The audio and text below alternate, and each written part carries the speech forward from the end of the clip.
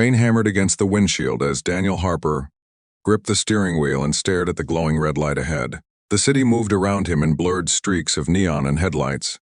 But inside his car, everything felt painfully still. He had just signed the divorce papers 3 hours earlier.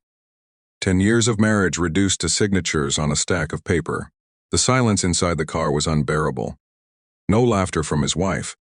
No tiny voice from the child they never got to have. Just the sound of rain and the ache of failure sitting heavy in his chest. Daniel rubbed his eyes and glanced toward the sidewalk crowded with people escaping the storm. That's when he saw her.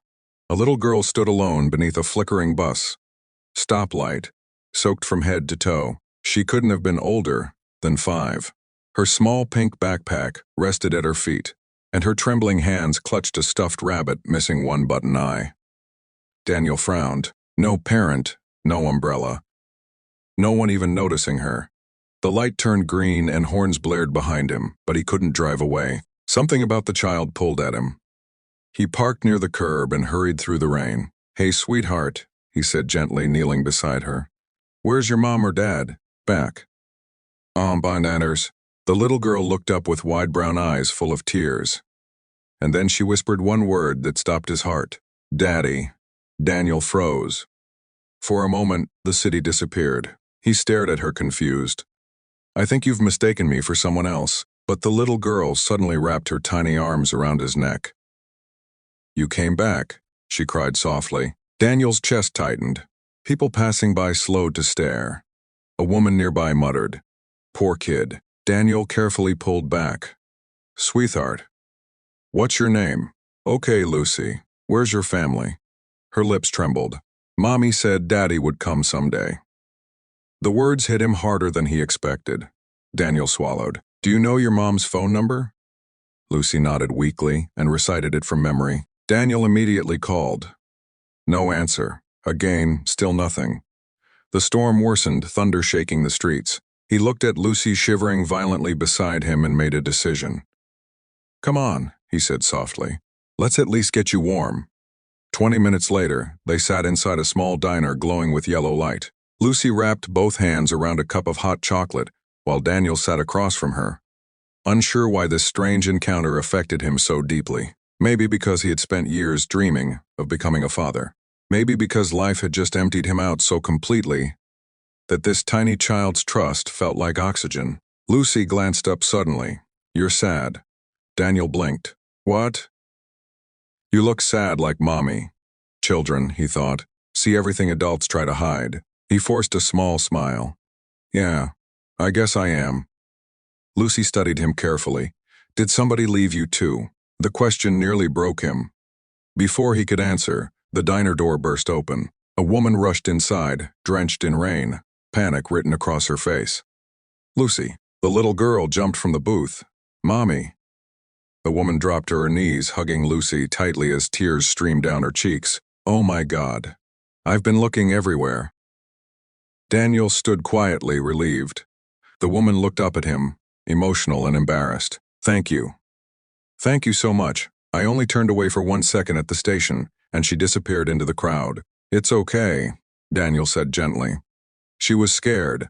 The woman brushed wet hair from her face. "I'm Rachel." "Daniel." Then Lucy pointed directly at him. "Mommy," she said innocently. "That's Daddy." Silence fell over the table. Rachel's face turned pale. "Lucy," she whispered carefully. "No, honey, that's not your father." But Lucy frowned stubbornly. "He feels like Daddy." Daniel didn't know why those words affected him so much. Rachel looked deeply embarrassed. "I'm so sorry. Her father left before she was born. She's never met him." Daniel nodded slowly, though something painful twisted inside him. Lucy looked between them in confusion. "Why do daddies leave?" The question landed like thunder. Rachel looked down, unable to answer. And Daniel realized something heartbreaking in that moment. Children don't understand abandonment. They only understand absence. Over the next hour, the storm trapped them inside the diner. Conversation came slowly at first, then naturally. Rachel worked double shifts as a nurse.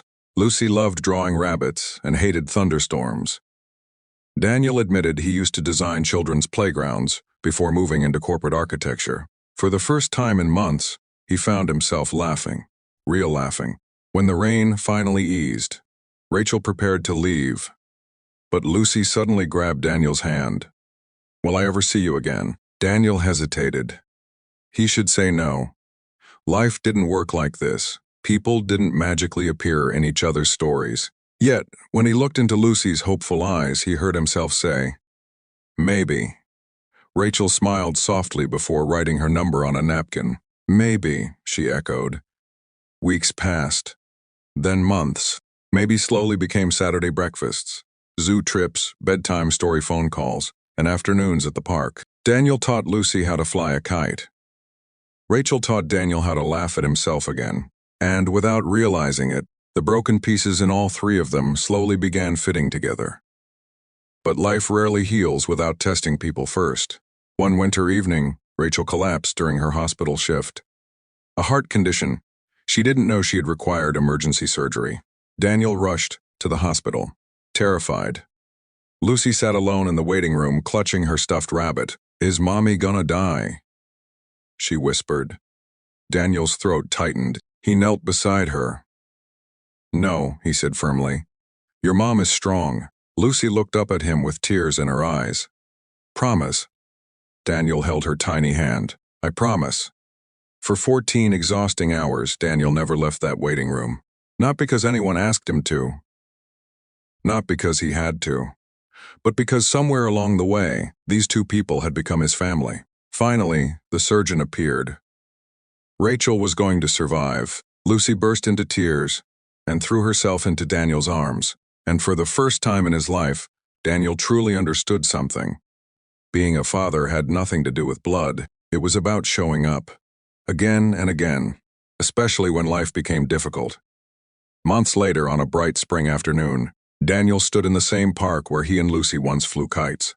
Rachel sat beside him on a bench, healthier and smiling again. Lucy ran across the grass, laughing wildly. Then she suddenly stopped. She pointed toward Daniel with a huge grin and shouted to another child nearby, "That's my daddy." Daniel felt emotion rise in his chest.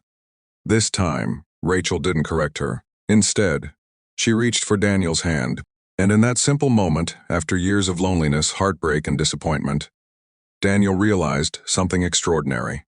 Sometimes life takes away the future you imagined, only to replace it with one far more beautiful. As the sun dipped low across the park, Lucy came running back toward them, her laughter filling the evening air, and Daniel understood at last. The people who become family are not always the ones we're born with. Sometimes, they're the strangers we choose to love.